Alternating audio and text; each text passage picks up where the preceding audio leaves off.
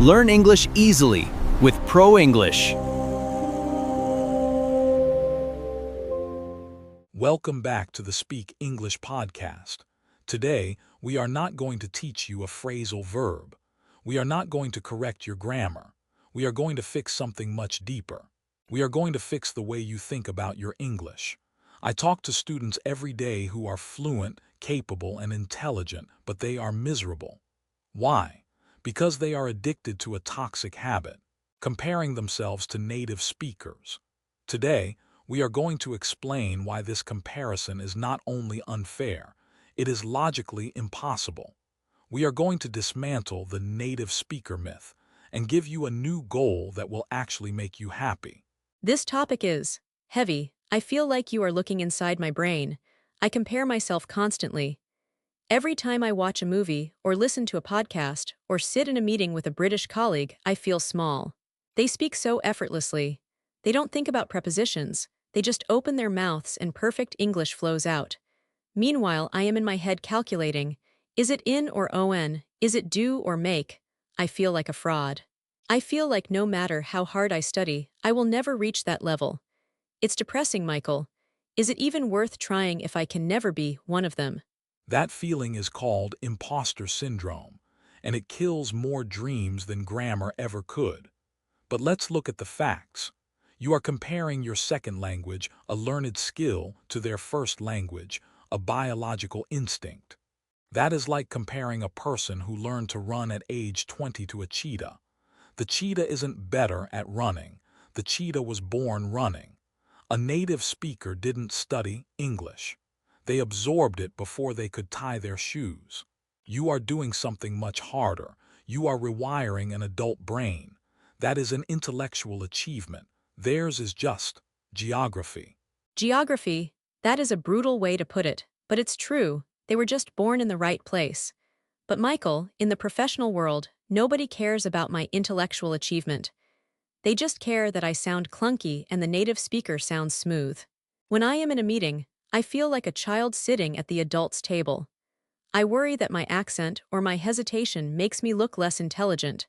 How do I stop equating English proficiency with IQ? This is the halo effect. We assume that because someone speaks fluently, they are smart. But listen closely to native speakers. Really listen. They make mistakes constantly. They say me and him went grammatically wrong. They say there's two cars, wrong agreement. They mumble. They use filler words like like. Every 5 seconds. You don't hear these mistakes because you are too busy criticizing yourself. You are comparing your inside, your struggle and doubt to their outside, their polished performance. It is a rigged game. Comparing my inside to their outside. That hits hard. I definitely do that. I assume they are perfectly confident, but maybe they are just loud. Okay, so natives make mistakes. But their mistakes sound natural. My mistakes sound foreign. That is the difference. If I say I have 30 years, it sounds like a Spanish mistake. If they say I ain't got no money, it sounds like cool slang. How do I get over the shame of making foreign mistakes? You have to embrace the bilingual advantage. A native speaker usually only sees the world through one lens. You see it through two. When you make a foreign mistake, it is evidence that your brain is holding two complex systems at once. That is a superpower, not a defect. Instead of shame, try curiosity. When you make a mistake, don't say, I am stupid. Say, that was interesting. My Spanish brain tried to take over. Treat it like a scientist observing an experiment. Also remember, intelligibility is the only goal. Did they understand you? Yes. Then you won. Perfection is vanity. Intelligibility is business. Perfection is vanity. Wow, I think I am very vain then because I want to be perfect. But I get your point. Business is about getting the job done. If I sell the product, it doesn't matter if I use the wrong preposition. But let's talk about the identity crisis. When I speak English, I feel like I lose my personality. In my language, I am funny, witty, quick. In English, I am slow and serious. I miss me. How do I accept this reduced version of myself without feeling sad? This is the reduced personality grief. It is real. But think of it this way, you are not a reduced version. You are a new version. You are building English Sarah. English Sarah might be more direct. She might be simpler. She might be a better listener because she has to focus more. Don't mourn the loss of funny Sarah. Start building English Sarah. Maybe English Sarah isn't a comedian, but maybe she is a great diplomat. Find the strengths of your new voice, instead of focusing on what is missing. That is a nice reframing. English Sarah is a diplomat. She chooses her words carefully. I like that. Okay, what about the frustration of plateaus? I feel like I learned fast at the beginning, but now I am stuck. I understand 90, but that last 10, the jokes, the cultural references, the fast mumbling feels impossible. Is it realistic to ever reach 100? Or should I just accept that I will always be an outsider? 100 is a myth. Even native speakers don't understand 100. If a British person talks to a teenager from rural America, there will be gaps. If a lawyer talks to a doctor, there will be gaps. Nobody owns the whole language. You are chasing a ghost.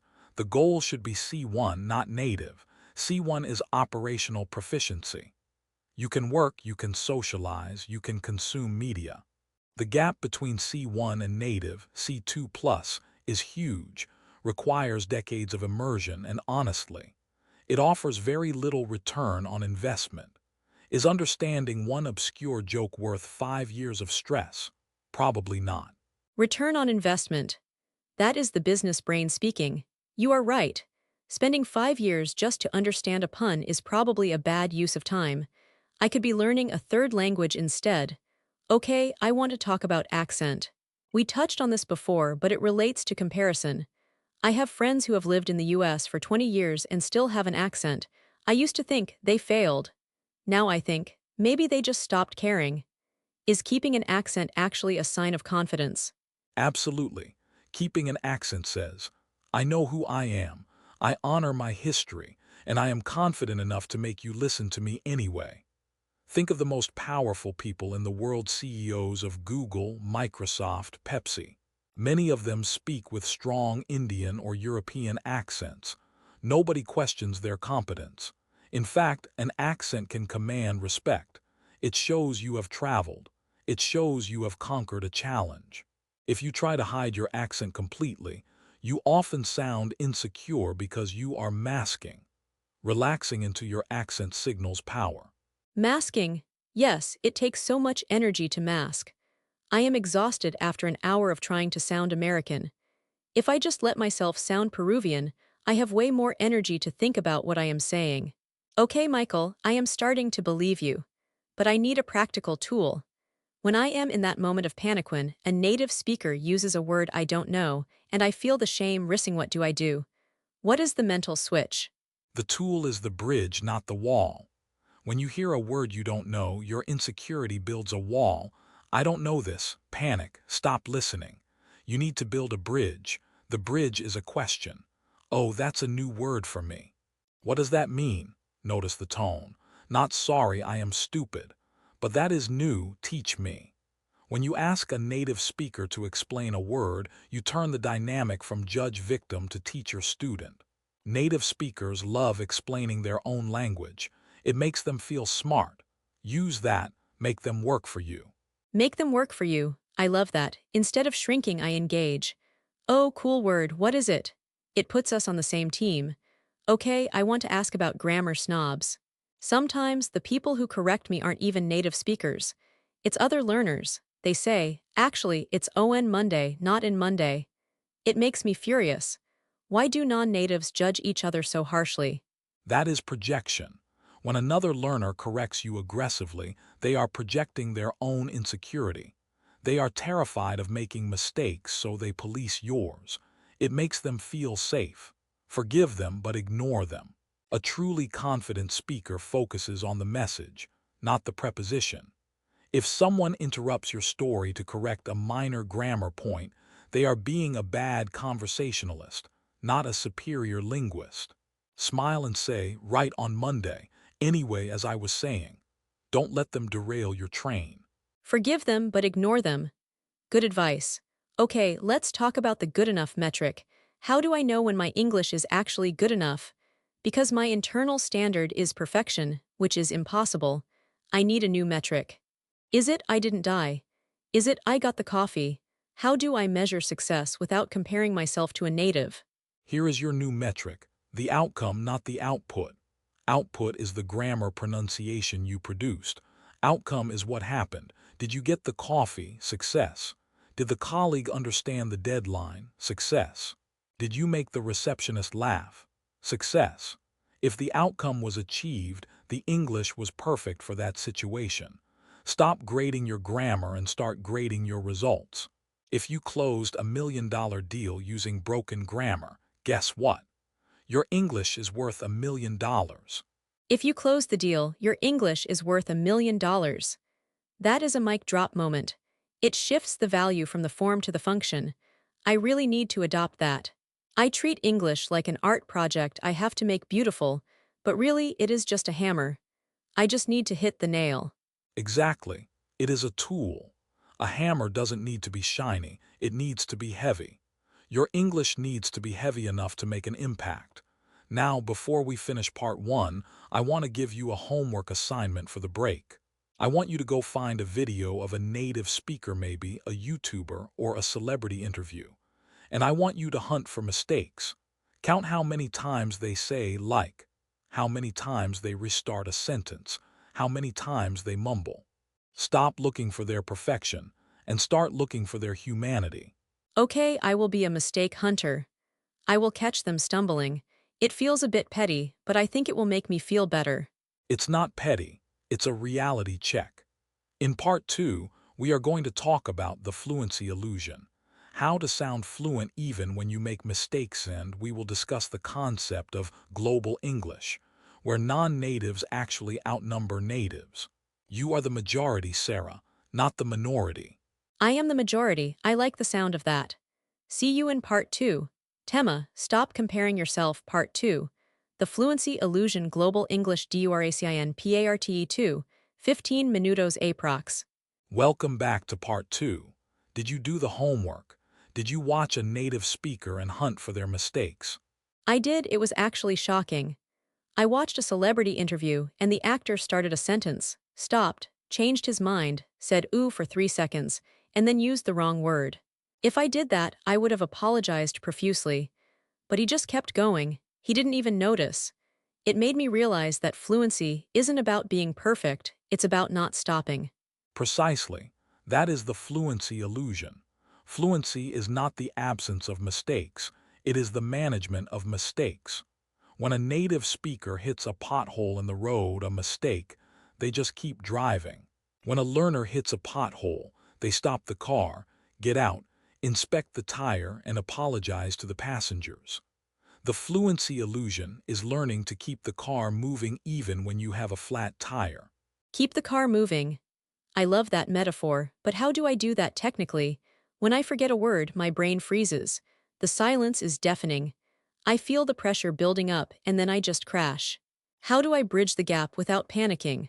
You need time-buying phrases. These are magical phrases that signal to the listener, I am thinking, don't interrupt me. Instead of silence, say, that's a good question, or let me see how to put this, or what's the word I am looking for. Using these phrases keeps the channel open. It tells the listener you are still in control.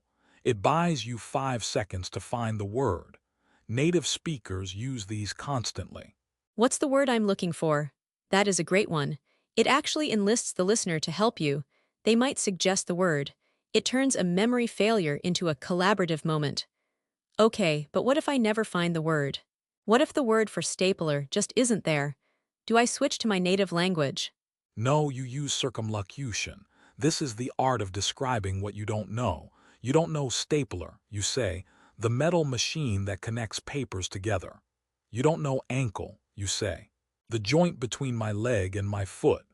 This is actually a sign of high fluency. Beginners stop. Advanced speakers describe. If you can describe a pineapple without saying pineapple, e.g., the yellow tropical fruit with spikes, you are fluent. The yellow fruit with spikes. Okay, I can do that. It feels like a game of taboo. I need to practice this.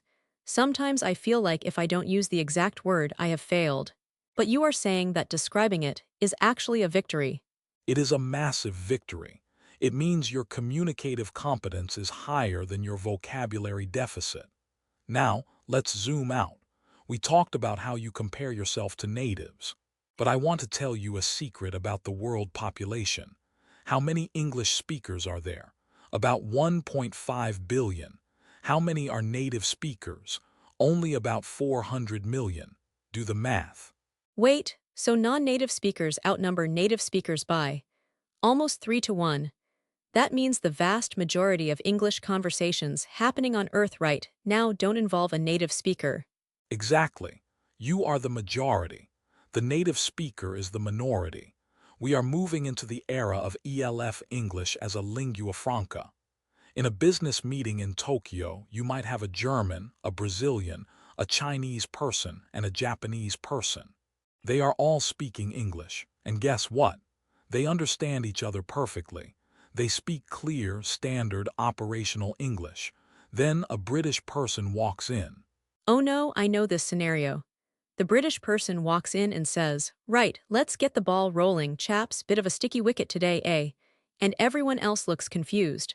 The communication dies. Exactly. This is called the native speaker problem. Research shows that in international business, native speakers are often the worst communicators because they use obscure idioms, sticky wicket. They speak too fast, and they don't adjust their language for the audience. The non-natives are actually better at communicating because they use international standard English. They are clearer. So, why are you trying to copy the person who is the worst communicator in the room?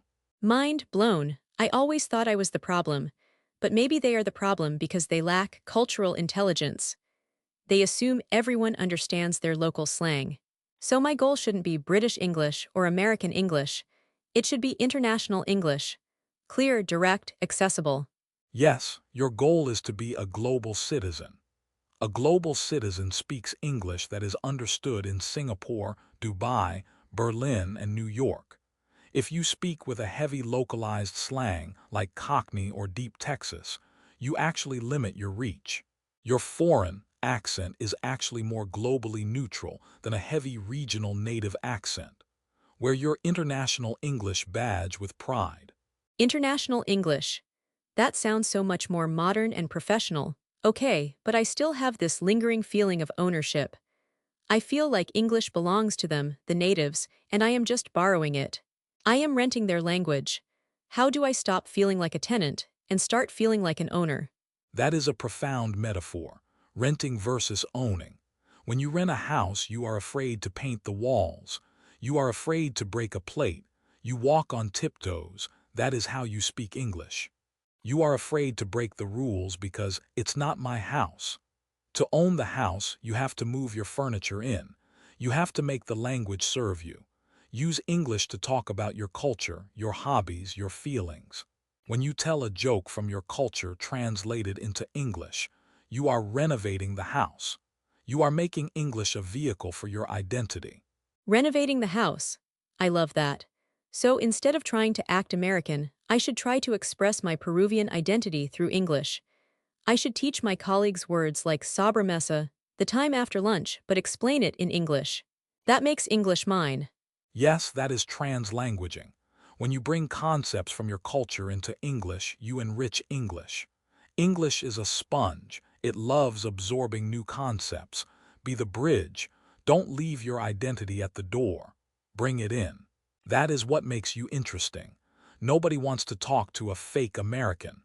They want to talk to a real you who happens to speak English. A real you who happens to speak English. That takes the pressure off. The English is just the delivery mechanism, like the truck. The cargo is me. The truck doesn't have to be a Ferrari, it just needs to deliver the cargo. Exactly. Now let's talk about feedback. If you stop comparing yourself to natives, who do you compare yourself to? The answer is simple. Compare yourself to yesterday's you. Record yourself today. Listen to it. Is it better than the recording from 6 months ago? Yes. Then you are winning. That is the only comparison that is mathematically valid. Yesterday's me. It's a click, but it's true. If I look at my emails from 5 years ago, they were terrible. Now they are decent. That is progress. But Michael, what about when I have a bad English day? Some days I feel like I forgot everything. I wake up and my tongue doesn't work. On those days, the comparison demon comes back strong. See, you are losing it. Bad English days are normal. They are usually biological. You are tired, you are hungry, you are stressed, or you are hormonal. Your brain prioritizes survival over second language retrieval. When you have a bad English day, don't spiral. Don't say, I am losing my English. Say, my brain is tired today. Treat it like a bad hair day. You don't shave your head just because you have a bad hair day.